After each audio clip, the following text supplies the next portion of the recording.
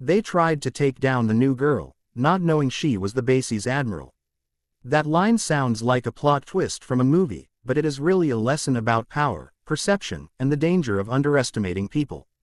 When she first arrived, no one noticed anything remarkable. She didn't come with a loud announcement or a dramatic entrance. There was no parade, no speech, no medals pinned to her uniform in front of a cheering crowd.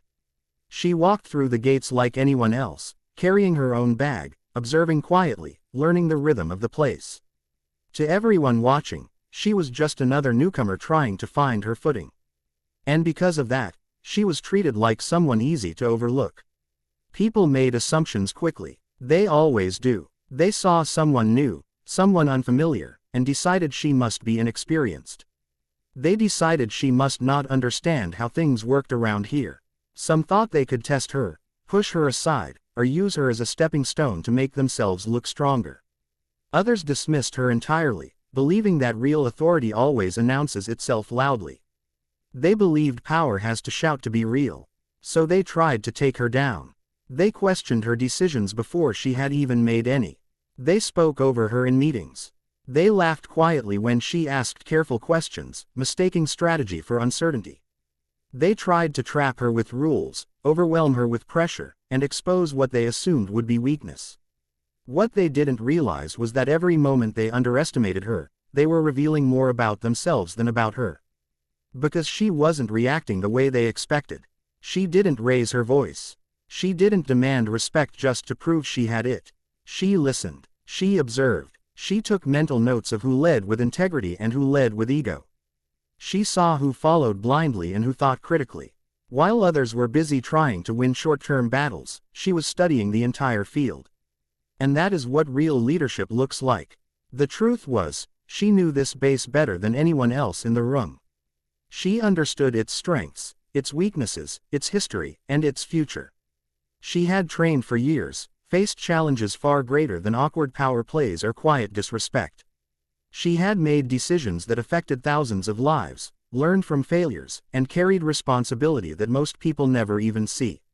She didn't need to prove herself in small ways, because she was prepared for something bigger.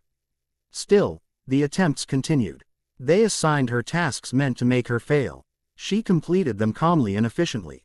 They gave her impossible deadlines. She met them. They excluded her from conversations. She found the information anyway. Every attempt to undermine her became another opportunity for her to demonstrate competence, discipline, and clarity. Slowly, some people started to notice. They noticed that when things went wrong, she already had a plan. When confusion spread, she brought order. When tensions rose, she brought calm. She didn't lead through fear or arrogance.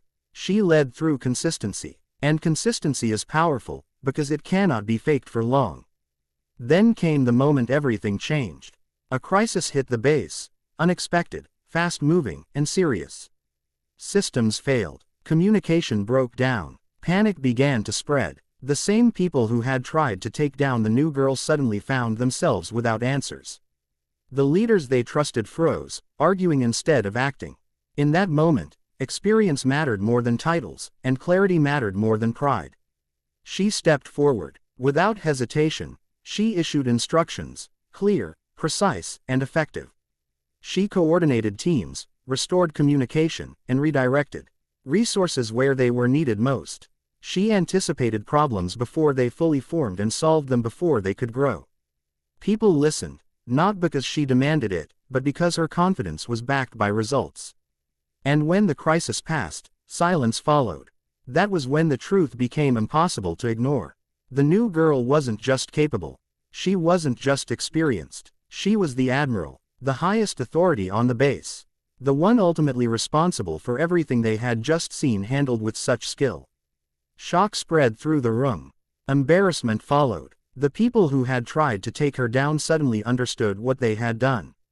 They hadn't challenged weakness. They had challenged strength. They hadn't exposed incompetence. They had exposed their own assumptions. But here is the most important part of this story. She didn't punish them out of anger. She didn't humiliate them the way they had tried to humiliate her. She addressed them honestly. She spoke about respect, about judgment, and about the cost of underestimating others. She reminded them that leadership is not about who looks powerful, but who acts responsibly when it matters most. Because the message of this story is bigger than one base or one admiral.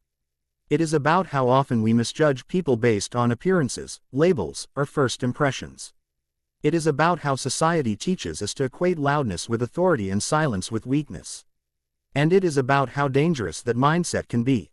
Some of the strongest people in the room are the quietest. Some of the most capable leaders are the ones still listening. Some of the most powerful individuals don't need to prove anything to anyone.